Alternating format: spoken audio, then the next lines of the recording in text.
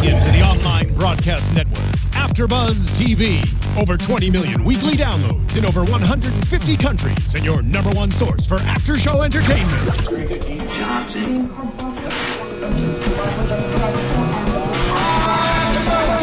AFTERBUZZ TV, the destination for TV superfans, producing after shows for over 300 of your favorite TV shows, interviewing celebrities and showrunners, and bringing you behind-the-scenes exclusives. All thanks to E! Entertainment's Maria Menounos, producer Kevin Undergaro, and internet leader Akamai.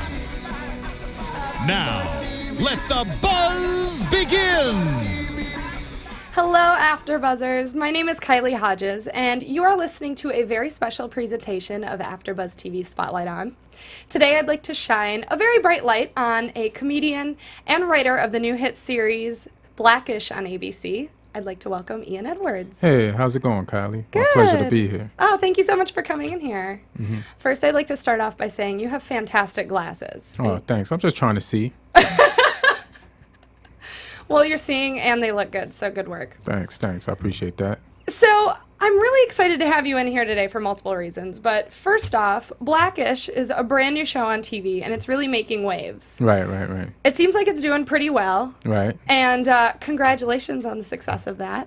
Oh, thanks. I mean, people congratulate me, but, Kenya Barris created the show, and there's a ton of great writers on the show, upper-level EPs. I'm just one of the writers. So, but I'll take it. Why not?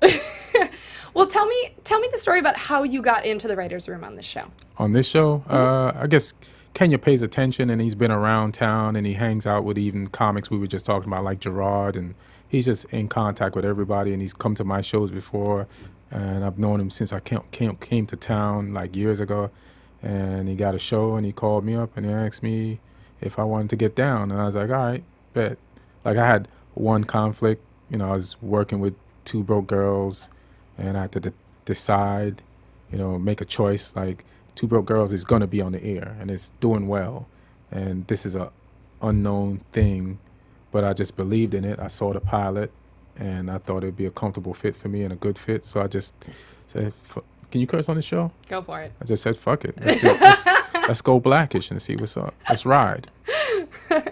So Blackish had a really strong opening, and I know a lot of people had been saying that the time slot that it's in, which is following Modern Family, is a tough spot to fill, but it's been holding its own. How does it feel to be a part of a show that's following such a successful comedy?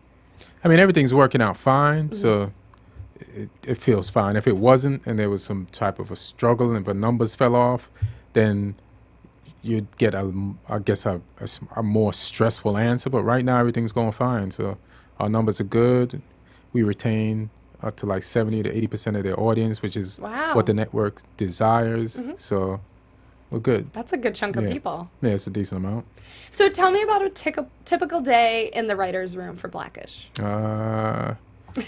We go in and we have different things that we got to do, like break stories or punch up a script or get it ready for the table read or deal with it and get it ready after the table read. And there's shooting going on set, and there's just a bunch of things. So you're not on set, right? I was today. Oh, okay. I was today. So sometimes, but I'm normally just in the writer's room.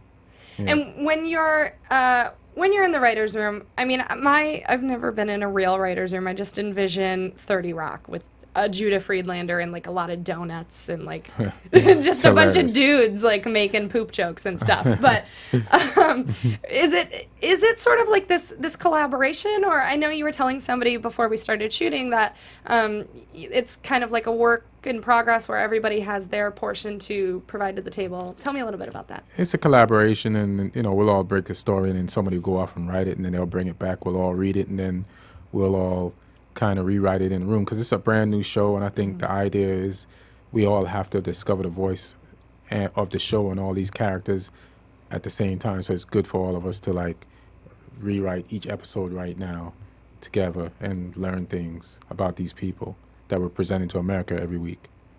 What is your favorite character to write or to write for of the show? We don't even think of it like that. We just come up with funny things and scenarios, and we're just trying to tell good stories that kind of come from our lives. Like a lot of stuff come from our lives, or instances, or moments, or just funny thoughts. It's not like really writing for like who's your funniest character to write for. Sure. They're all fun. They're all fun. Yeah. What is the dynamic like on set? You said you were there today. Oh, it's cool. Like today when I was on set, I had the opportunity to see there's a scene where the family is around the table, and then there was a break in between the scene, like they was getting ready for the next take, and to see them around the table, they were a family even in between the takes, and it's like, wow, that's some good chemistry right there. That's how you win. Yeah. That's very sweet. Yeah. The little girl, I'm blanking on the actress's name, but she is adorable. Yeah, she's pretty good. They're all a good-looking family, but she is just so cute. Yeah, people love her. So you mentioned this already, but can you tell me about any of your own personal experiences that have been brought into the show? I'm not a family person, so I bring like just a lot of jokes, or you can piggyback off a scenario and exaggerate something that somebody's experienced. So, you know, and I've had arguments with women before, and I've had girlfriends, so I'll use some of that. I'm sorry, what does it mean you're not a family person? Like, I don't have a family. Like, I'm not married. Like, I think I'm supposed to be. I'm one of them dudes that's not married. They don't have any children. I shoulda. I mean, there's no one stopping you if you still want it. I'm stopping me. Oh, okay. I'm totally preventing me. There's no one calling you up, nagging at you. You should have a family. Yeah. People do that. People really? Go out of, yeah, people do that. I don't know why, but people do it. Nosy people. Yeah, nosy people. I just imagine you saying you're not a family person, kind of like how I'm not a vegetable person. Like, I you're just not a don't vegetable prefer vegetables. I don't really prefer families.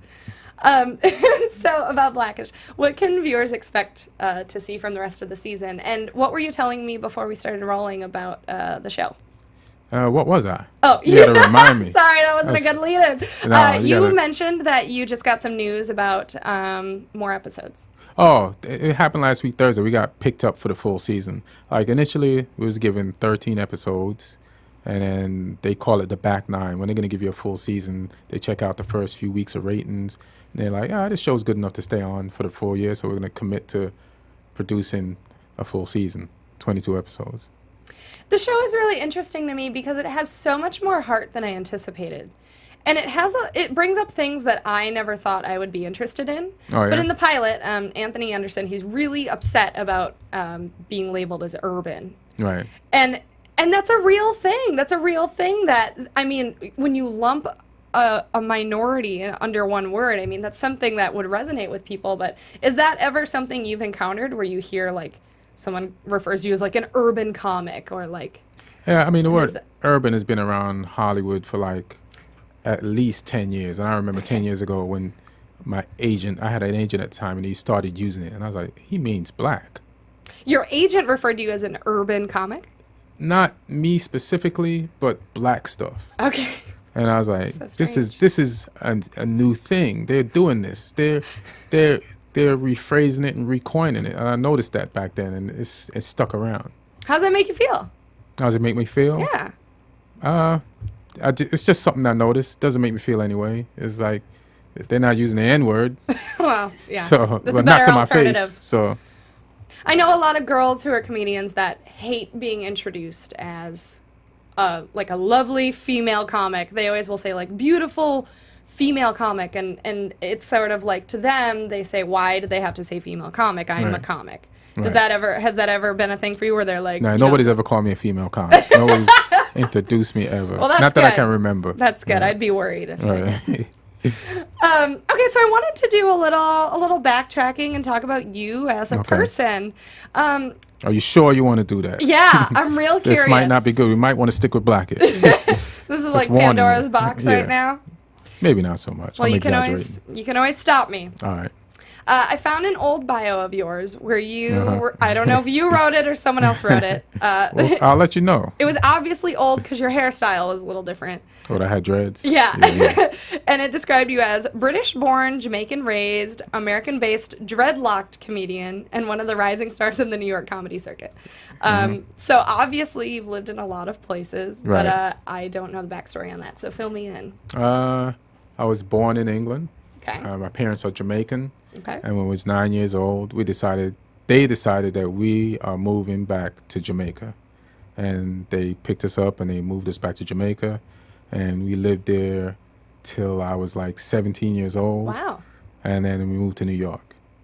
And then when I was in New York, went to high school, college, started comedy.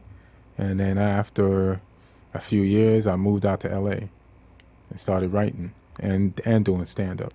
You condensed so much in like one sentence. In one sentence? I was expecting like a paragraph. Well, you know, I was born in the hospital of London, England. And Of London, Yeah, I England. don't The know. hospital of London, England. Hilarious. obviously never been. You look like you've been, though. Good. Thank God. I Yeah. look If cultured. you told me you'd been, I'd have believed you. I'd have been like, yeah, I could see that. I am English. Does that count? I have a old relative who came from there. Oh, yeah, So that's that good could enough. say I've been, Yeah. in a sense. So Your genes have been to England. there you go. Yeah. So you lived in Jamaica. Do you still have family there? Yeah, I got tons of family there. Do you ever go Uncles, back? Aunts. I went back there maybe 2 years ago. Mm-hmm. Like a cousin died. You usually go back there for funerals. Oh, that's Yeah. terrible. I mean, death is a part of life. It is. Yeah. You're very calm about everything. Yeah, because I realized that I am best when I'm relaxed. Yeah? Nothing ever came good out of me panicking. Okay. So I just try to relax. Is there anything that really amps you up? Drugs, but I don't do those. Well, that's good to hear. Like right now. What were you like as a kid? What was I like? I guess I can't remember if I was the same. Maybe I was just a typical kid, had a lot of energy. Loved soccer. You know, being. Do you still? My knees told me we need to quit. It's not happening anymore. Oh, your knees. I Yeah, thought you my meant knees. your niece. No, my knees I was didn't know if like, you're on a all team right, with this her. is enough. Playing these Sunday scrimmages as if you're gonna get a championship is not working for Yeah. us. And then I saw one time this old man crossing the street, and it was taking him an hour to cross a little street. Oh. And I was like, that could be me if I keep playing, because I could feel like the friction in my knees and it's hurting. And I was like, you got to stop. So I stopped. Well, that's good. Yeah. Better to be living long and healthy than Yeah. aching bones. For sure. Do you remember what you wanted to be when you grew up as a Yeah, child? a soccer player. Really? Yeah. I want to be like just well known. Just famous soccer player with money and mansions and hoes, everything. Comedy could give you that as well. Yeah. So I think I kind of just stopped running with my legs and started running my mouth. There you go. Yeah. I think I just Do you have- transferred it. Did you get the mansions and the hoes yet? Not yet. Still working on it. working. Yeah, still working on it. It's Working. fine. Mansion in progress. Yeah. Yeah. Hoes in progress too? Hoes in progress. The hoes come Well, with the mansion. Yeah, maybe I'll settle down. Who knows? I don't know what I'm doing. I'm trying to be just a better person. Okay. And chasing women doesn't mean you're a bad person. But No. I'm just trying to think about things more. Sure. Yeah. But you're right. I mean, I wouldn't categorize hoes as settling down. Right. So, Yeah. There you go. when did you realize for the first time, do you remember when you wanted to do comedy? Yeah, I was working at a Burger King and didn't know what I was doing, but I was joking around a lot, you know? Mm-hmm. You know, because I still I was in New York. I was joking around because I just discovered from watching another friend who worked on the broiler at Burger King that he had everybody's attention back there and everybody loved working with him and I enjoyed working with him. His name is Greg Ellis. He's just a funny ass dude. And I realized that humor was a great way to communicate with people. So and I kind of, landing in America just kind of shocked me. I was like, all this stimulation, all this stuff going on, and just trying to react to it. And then I just said, that's it, tap into your funny side. You were funny in Jamaica, you were funny in England, And so I just tapped into my funny side. And then one day when I was at work, after I became the second funniest person at Burger King, I was taking somebody's order on the drive-thru. I was clowning around, and they drove around to get their order. And they said, did you just take my order? I said, yeah. And they said, you're funny, man. You should be a comic. And that was it. Like, wow. I was like, oh, snap. Yeah. You should have gotten that person's address and write them a thank you note. Yeah, I know. I never saw that person since, as far as I know. It might not even be the real person. It was an illusion. It was an illusion. That's what I heard them say. What did you study when you were in college? First, I started off pursuing biology. And I think I was going to try to be like a physical therapist. Oh, okay. Because there's a character on General Hospital. It was a physical therapist. He seemed pretty successful. And I was like, all right, I want to do that. And then you have to take electives. And so I started taking like some film classes and some script writing classes and some TV classes. Mm-hmm. And then after 3 days of unsuccessfully dissecting a fetal pig and like looking like the pig is here and then the chart of where all the veins and everything that you're supposed to look for, and after like not seeing them and cutting it up and like I'm like, I can't do this to a person. I'm gonna go to jail if they give me the scalpel and a person. I was like, let me start going after pursuing those film and television classes that just happened to be in this school more. What school was that? It was a New York Institute of Technology. And how did you adjust to coming to America? I think just the way I told you, like first you go with what you know. So when I went to high school, there was a bunch of Jamaicans there, and we made friends easy. Like they were happy to have another person to join their gang to fight the Americans. And I was happy to hear people who sounded like how I sounded. So I'm assuming your accent has changed. Yeah, it's changed, yeah, for sure. So you had the Jamaican accent. Yeah, and it's still there if I talk to like family or if I go back to Jamaica, it still comes out. You enunciate a lot more than the average person. I appreciate that. Yeah. You sound like you could be like a Shakespearean actor who just hasn't done it in a long time. Yeah, that's exactly what it is, you know. You said you're from England. That's exactly what it is. Did you have a British accent when you moved from? When I moved to Jamaica, I had a British accent. When I moved to America, I had a Jamaican accent. Wow. Yeah. But you don't have you been to England since? Yeah, I've been there. Does your British accent? Yeah, it comes out a little bit. Really? Yeah, but you try to keep it American there because that impresses people when you sound American in England. It does? Yeah. Oh my God, now I have to go. That's why British people come here. Like they're normal, but they come here and they talk and everybody's impressed. Oh, you're British. Oh, you're right. Yeah. So it works in reverse. You go there, they'll be just as impressed. But I have to tell them that I'm British and then do the American accent and they would be just impressed. Just talk and you're good. Oh. So I don't have to do anything special. I can just be talk. impressive. Just be yourself somewhere else. Wow. Yeah. It works. Getting out of LA. Yeah, man. How old were you when you moved to LA? I don't normally disclose that. Oh, have you been, how long, have you been here a long time or no? Yeah, I've been here for a minute, yeah. Okay. Over 10 years. Do you prefer LA to New York? I love New York. Like, nothing beats New York in the summertime, but I love California's weather. I love California, yeah. And a lot of people trash it and they move here and they stay here. But I'm not going to trash California. I like California a lot. Why did you come here? I got a writing job on a show. Which one? As a matter of fact, I can tell you how long I've been here. I've been here like 15 years. I got a writing job on Keenan Ivory Wayans' talk show. Yeah. I wasn't going to be afraid if you said a different show. Right. No, I wouldn't tell you a different show. I'd just tell you the show that I got a job on. I got the job and the show got canceled like 3 months later, but I just decided to stay. I figured I could get more writing work. Oh, okay. Yeah. Do you have family in New York as well? Yeah, I got family in New York. I got You're bouncing around everywhere. I got sisters, one on Long Island. Got 2 nieces, brother-in-law, and the other sister in Jersey. Do you have any opinions about comedy in LA as opposed to comedy in New York? Nah, just listen, if you're funny and you work hard, doesn't matter where you are, you'll be funny. If you work hard in the right direction, you'll be funny. You know, people want to compare coasts. Like, if I was going to compare anything, in the last decade, the best comics have come out of Boston. And I'd love to say New York because I'm from New York, but they really come out of Boston. And you talk about Mark Maron, Louis, Bill Burr, and Joe Rogan, and there's a bunch more. You can just keep going. Like, top comics right now. I wonder why Boston. that is. I don't know. And Boston's been doing it for a minute. Like in the 80s, they did it. You know, as Stephen Wright, they had a ton of people. And then now they're still producing.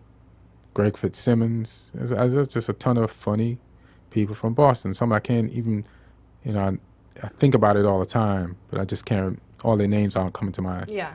There's got to be something in the water in Boston, because a lot of good movies come out of Boston, too. Yeah. I don't know. You got to tell me these movies. I mean, like, I just think anything Ben Affleck and Matt Damon is automatically from Boston, and I'm assuming it was awesome. Did you see Gone Girl? I did not, but I read the book, and I'm just going to say this. I hated the end so much, I, like, threw the book on the ground. Did you read the book? No, but maybe if you went to the movie, you'd want to throw the movie on the ground. Now, I saw it last night, and one guy walked out and said, "What just happened in there? I don't get it." And I understand him feeling the way he felt, but I also liked it and understood it. Okay. You know what I mean? Sure. And some people were telling me they didn't like it, and some people were telling me it's the best movie of the year. Wow. But I don't think it's the best movie of the year, but I think it's good. I think it's good enough. I feel like it would make a good story for a movie, but the actual book just pissed me off. That's hilarious. What? I guess you don't want to give away the ending. I was just like, he's such a pussy. That's what I thought at the end. Yeah. Did you feel that way at the end of the movie? I don't think he was as trapped as he claimed he was. Yeah. You know, I was like, you know what? She did some stuff, and yeah, I'd be man enough to walk away from that, and hopefully wouldn't feel guilty years later. I hope you never get in a situation like that. I hope nobody ever does. Yeah, it's a horrible story. Yeah. Are you a big movie person? Yeah. Like when I wasn't working on the show and I had more free time, I'd go at least 4 times a month. Yeah, I love the movies. That's a lot of movies. It's a lot especially of movies. in LA, they're not cheap. Yeah.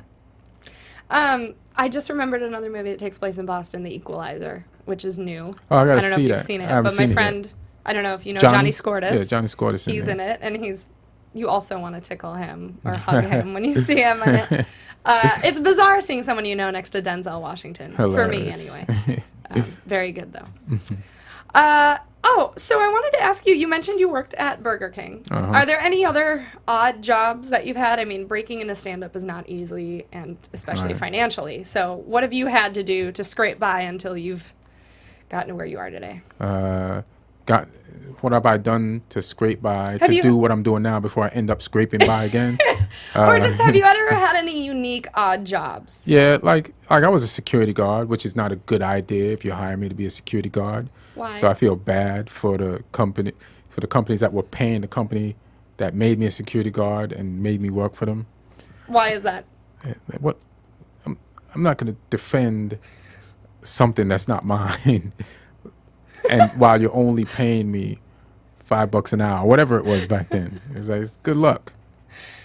That's funny you mentioned that. That was also in The Equalizer, was learning how to be a security guard. And that movie made me think, like, oh man, if something really big goes down and there's just like a security guard at a Home Depot, I'm concerned. Because their test doesn't seem that hard. No, probably not. And if anybody's watching or listening and they're a security guard and I just pissed them off, I'm sorry. Sorry in advance. Hey. You're probably stronger than me anyway.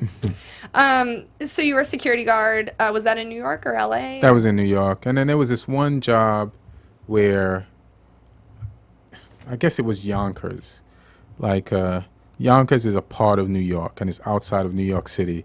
And I was a courier. So in the middle of the night, I'd have to make 5 trips from the World Trade Center, pick some boxes up with some papers, and take them to this office in Yonkers, and then take something from Yonkers and bring it back to the World Trade Center. You were like Hedwig in Harry Potter. You were like a message pigeon. Something like that. Yeah. Wow. And then one morning, like, so I was doing comedy, and so after my comedy job, I'd drive to Manhattan and start working at that job because it paid good, and I figured I can make a lot of money doing this and do the comedy right before. But then I was tired, so like on the second week, driving from Yonkers back to the World Trade Center, I hit a school bus. You rear-ended it or what? No, I just scratched the side on the okay. West Side Highway. Ooh. And I was like, I quit. So this is not good for me or kids. A car. Yeah, In and New it was York? my car. Yeah, That sounds stressful in itself. yeah. But you get used to it. You get used to driving in New York. You get used to anything in New York if you're gonna live there. You're gonna have to get used to the weather, the subway, smelly people sitting next to you on the subway. There's You're gonna have to get used to it. LA too. Yeah, but they're not But as you're not close in to a you. subway. Yeah, they're not in the seat next to you. The only seat available. Every time I've been in New York, it was in the summertime, and the smell of the subway in the humidity is like so vivid. I will never forget that smell. It's hilarious. You look like you could Sticks smell with it me. right now. Yeah. I look like I just saw a ghost, right? Yeah. Can you tell me about the first time that you, or have you ever had this thought where you've thought, hey, I've made it as a comic?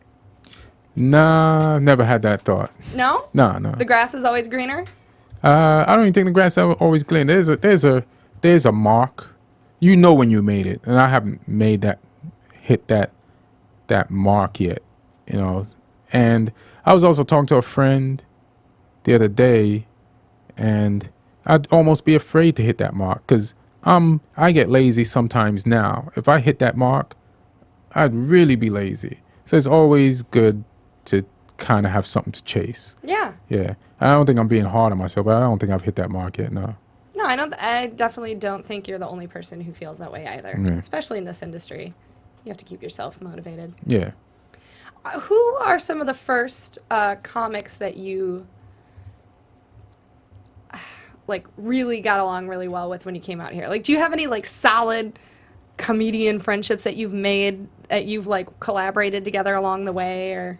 Well, I've known Hugh Moore for a long time, and Chris Spencer, and I used to hang out with Kevin Hart, and we used to work and write movies together. Wow. And there's a bunch of people. Like I had a lot of New York friends. Patrice O'Neal is from Boston, but he lived in New York. And you were friends with him? Yeah. And whenever he came to LA, he would stay at my house. Oh, and when I went to wow. New York, I'd stay at his house. Yeah. Oh, wow. Yeah. I bet that was really hard then when he passed away. For a minute, and then I caught myself and said, what would Patrice do? And he said, he wouldn't do what I'm about to do now, which is like roll up in a ball on the floor of my kitchen and cry. He'd know that, it just happens, and it was just good to have known him, had a lot of great, insightful conversations with him. And I feel more sorry for the people who never met him and got to talk to him. And if you had a problem, it's bananas. Or if you had a situation, you call Patrice, and he would have the perfect answer, even if he'd never been in that field before. He was just that good. Wow. Yeah. That's a wonderful story. Yeah. You have written for a lot of shows. Mm-hmm. But what has been your favorite project you've written for so far?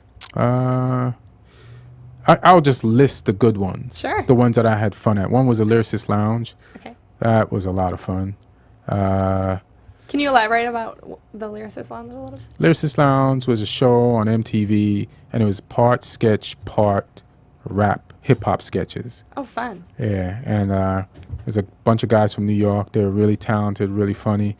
And Tracy Ellis Ross was on this show, too. Mm-hmm. So I worked with her before. She's on Blackish now. Mm-hmm. And I just met a lot of people who I'm still friends with today on that show. And Hugh Moore was on that show. And he's like, when you was asking me about LA friends, like he's a New York friend, but he moved out here a few months before me. And we maintained our friendship. And Lyricist Lounge show is Chocolate News. That was on Comedy Central. That was a funny ass show. David Allen Greer was the star of that show. So hilarious.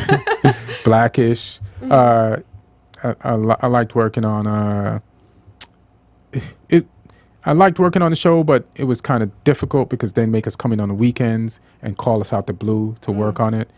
So Which show was that? The Boondocks. Oh, okay. Yeah. So I kind of left because my stand-up was kind of taking off at the time, and there was some other stuff that I want to get into, so I just bounced. But I Am Recruited is a genius. And then Black Dynamite, I enjoyed working on that show, and that's another cartoon. And Carl Jones, one of the guys from the Boondocks, he ran that show. And there's shows that I'm forgetting. I've had mostly pleasant experiences. That's good. Yeah. You wrote for SNL as well. Right. But were you just was it contributing writing, or were you on for a whole season? Or? No, I was on for a whole season. You go over there and you guess right. Okay. Yeah. And they called me in, and I went over there. And what was that like? It was good to see how the machine works. It's like when I watch the show, at least I know what's going on behind the scenes, and I have answers to my questions about the show if I watch the show. Yeah. You see the inner workings. Were you surprised or impressed or? I was impressed with Will Ferrell. He was funny as hell. He was funnier than I thought he was. Really? Yeah. Funnier in person? In person, yeah. Wow. It's funny, like when you have a table read, sometimes the sketches are funnier at the table read. Really? And those guys would go all out at the table read because there's 40 sketches being read at the table read. And say there's only, I don't know what the number is, say there's only 10 going to be in the show. You want to make sure that your sketch is going to go on. It's like American Idol for sketches to appear on. It's like all the voice for sketches. Yeah. So you're competing against, say, 8 other sketches to be in the show amongst the 40 sketches. So you want to knock your sketch out the box. So they would bring it at the table reads. That's pretty cool. Yeah. So table reads were, they should tape some of those sometimes. It probably that takes the pressure off too when there's no audience. You're not worried about looking at the prompter or you're blocking or anything. I feel well, good people don't care. The really good people, they never care about pressure. They don't even feel it. They just because they're a pro. They just have this thing and they just do it. And then there's some people who get really nervous too, but I don't think Will is just ever nervous about anything. He just knows how to commit. Do you think there's a certain quality that a human needs to have in order to be a comedian? That the normies don't have, to be funny. Yeah. That no. There's nothing else. I don't know. They need to. You need to have the heart to stick it out when it gets tough, and it gets tough a lot of different ways. It gets tough when you're trying to learn how to be funny, and it gets tough when you're trying to learn how to be funny, and you're trying to make it at the same time, and you have friends that you went to high school and college with, and they have regular jobs, and they're doing good, and you're just open micing it. You know what I mean? And it just takes dedication and just hard work, and belief in yourself. That's very sweet. You need to be a motivational speaker for the newbie comics. The newbie comics that are trolling outside the Comedy Store, hoping they'll get on the. Can I charge them? That's up to you. Is that guru-ish or no? So I want to talk a little bit about your album. Oh, you yeah. released it this summer. It's called 100% Half-Assed. Say it. Just say it again. 100% Half-Assed. Okay. Do you want to say it too, just so people know? 100% half-assed. There we go. Yeah. And it was on Team Coco's label. Right. You've been on Conan O'Brien quite a bit. Right. Do you have any relationship with him, or just what are your thoughts on Team Coco in general? He's a comedy connoisseur, and I guess the times we've had limited contact on the show, but whenever I do the show, there's at least 1 or 2 jokes that when we either if I sit at the desk or if he comes over because there's no time left in the show, sure. He'll tell me what jokes he likes, and then I know or will run into some of the writers and that do stand-up, and they'll tell me, Conan really liked this joke or that joke. And then there was one joke I did the set before they gave me the album that he said that was the best joke on the show that year. Wow. Yeah. Like, he really liked that joke. What was the premise of that joke? I don't want you to I'll tell you the it. joke because I don't say it on stage anymore. So because it's on the album. Okay. But I say I'm gonna see if I can remember this joke. I say that shit. I haven't done this joke. I would never ask a comedian, by the way, to tell me a joke because I feel Holy like that's shit! a I pet haven't done peeve. it in so long. That's I okay. can't remember. I know the joke. It's in my head, but I can't remember how to say it right. This is gonna keep you up at night, isn't it? No, I'll just listen to the album. I'm gonna cheat. I'm not. And then I'll just have to go home and listen to the album. Too. It's a joke about track slavery. number? Oh, Oh. I say shit. I really can't remember it because Well, it's about slavery. I'll know which one it is. that's probably the title to slavery. And Conan said that's the best joke you've ever told. Or Not that he heard on the show that year. Oh. I don't know if other comics came on after and topped it, but I believed him because they asked me to do an album later on. Wow. Yeah, and there was always something from a set that I did that he liked, and I guess the crew liked, so it's cool.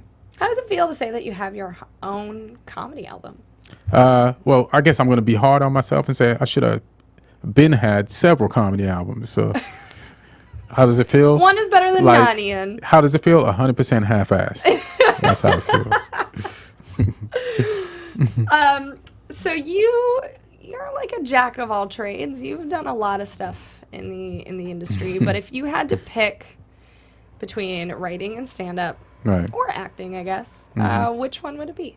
I like them all. Like I always tell people I like them all because Okay. I like working in show business.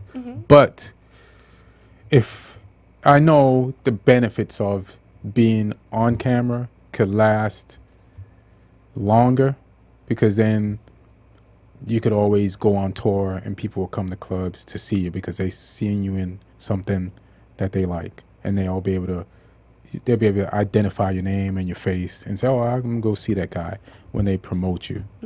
And then at the same time, you could take that visibility and go pitch something to the network and sell a show and get that on the air, even as a behind the scenes person or as somebody in front of the camera. So, but you can get on camera from being behind the scenes too. But it just depends on how it works. But I like it all. So what has been, in your eyes, and I feel like you might give me a hard time for asking this, but what has been the highlight of your career so far? The highlight of my career? It seems like you feel like there's always a work in progress. So is there one thing that you can pick that has felt like it's the top of the highest notch in the belt? No, I'm still, Anything you're most proud of? proud. Yeah. I guess I like the whole body of work, and I just want to add more to it. Yeah. But I'm not satisfied, so I can't even tell you anything. I'm not satisfied with anything yet, and I shouldn't be. I have no right to be. I just gotta keep going. Maybe if I come back later on and you ask me that question, I'll have an answer. Yeah. I'll come find you in 5 years. Yeah, come and find ask me. you. Yeah. I read an interview, and you touched on it a little bit earlier, about how you knew a comic who was really good, crushed it on stage, and then dropped out of stand-up for a few years to have a family. And then when they came back, he lost his mojo, pretty much. How do you feel about the balance of comedy and having a personal life? Because that's a big thing. It's a big thing, but I've seen comics do it, so I can't say it can't be done. Like Chris Rock does it, Louis did it, and does it because he still has kids. And there's a ton of other comics that do it. So I used to believe that you couldn't do both, but I've seen people do it, so I can't say you can't. Like Jim Gaffigan is pretty successful, and has he tons just of kids. tons of kids, and just talks about his family. Yeah. Kevin Hart was married. I think he's about to be married again. And his material is about his life and his kids, and so it can definitely be done. Everyone is different. Everyone's different. I prefer to be lazier and have a personal life where I could just go home and have relationships with my bed, going to sleep, and then I could be fresh-eyed. That's the best relationship is with your bed. Yep. Sounds like you have a healthy one. Yeah, should be healthy. If there's one piece of advice you could give yourself now, or that if you could go back in time and talk to Ian as a new comic, Oh, yeah. what piece of advice would you say? I'd be like, sit down and write. Jesus, what are you doing? Or it wouldn't be just sit down and write. Like when I had no direction really. Okay. And I was just telling another comic this, because she's funny. The name is. There's a lot of funny comics now. Well, that's good. But Zara's funny, but she has the direction I didn't have. Like she knows how to write a joke, and how to deal with a premise, and I don't know how she learned it so fast. Like I would go back and teach myself the formulas that I have now, so that I could just have more material. Like I think I used to wait for material to come to me, because sometimes you get a free gift. Sometimes something would happen right in front of your face, or a thought would just pop into your head, and it'll be a perfect joke. And then other times, you just have to sit down and really have to try to work your thoughts out. And I wasn't doing that then. I didn't know how to do it, how to approach it. So you needed to just write, even if it was total crap, just to get it out. And I did that sometimes, but I didn't do it enough. That's interesting. Yeah. So now whenever my comedian boyfriend says he can't hang out because he's writing, he's getting all the crap out of his system. Right. He's getting the crap out of it. Better payoff. Yeah. And don't tell him that. Wow. Don't tell him he has to, like some spouses or girlfriends say, well, if you're going to write, you better have some jokes when you come back. It's like, It doesn't work that way. It's just. No, that sounds frightening. Yeah, it's frightening. It's like a threat. Now you got the pressure. Do you have any thoughts on dating within the comedy world? I mean, I've done it, but do you recommend it or no? I mean, it doesn't matter. If you find the right person anywhere, then I'm for it. Doesn't matter. Yeah. You're good. Can't be against it. Yeah. All right, I've kept you here too long, but before we go, what's next for you? What are your goals? What do you want to be doing? What are you working on that you can tell me about? I'm on Blackish, so I hope to climb the writing ladder. If that doesn't happen, then I'll figure something out. Because you're writing and you're scheming. Yeah, you're writing and scheming, and I just go pitch something. Just go pitch some ideas that I got, and hopefully sell them and get them on the air. And I'd like to be a showrunner or just be in front of the camera, or and so I just I want to be able to call my own shots. Like, I guess I'm becoming a better people person, but I wasn't always.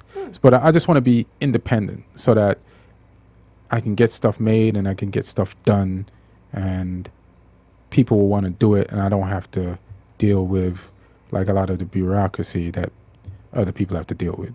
Like, I want to set a thing of trust so that somebody say, I'll give him a show. I trust his judgment.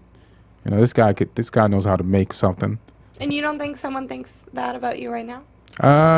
Not necessarily. Okay. Yeah. Still working on it. Still working on it. Like I believe I can do it. It's just people might not believe you could do it. Yeah. So I might have to go do something. Just have to prove it. It's just what it is. Yeah. Do you anticipate a tour coming up? In the near future? Maybe. I'll come back and let you know. Okay. Yeah. Right now I'm in the writer's room. If I'm not, then it's tour time. Writer's room takes up a lot of time, huh? Yeah, it does. For everybody listening and watching, tell them when and where they can find Blackish, and then where they can find you on social media. Blackish is on Wednesday nights at 9:30. Maybe not Central. I don't know what time that is Central. Central, it would be 8:30. 8:30, yeah. So 9:30, East Coast, West Coast. 8:30, difficult people, Central.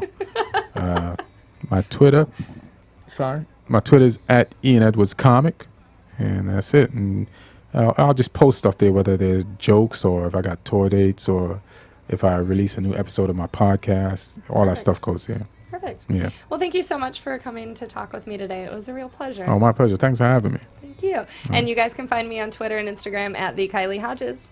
Thank you so much for listening, and we'll catch you soon. From executive producers Maria Menounos, Kevin Undergaro, Phil Svitek, and the entire AfterBuzz TV staff, we would like to thank you for listening to the AfterBuzz TV network. To watch or listen to other after shows and post comments or questions, be sure to visit AfterBuzzTV.com. I'm Sir Richard Wentworth, and this has been a presentation of AfterBuzz TV. Buzz you later. The views expressed herein are those of the hosts only and do not necessarily reflect the views of AfterBuzz TV or its owners or principals.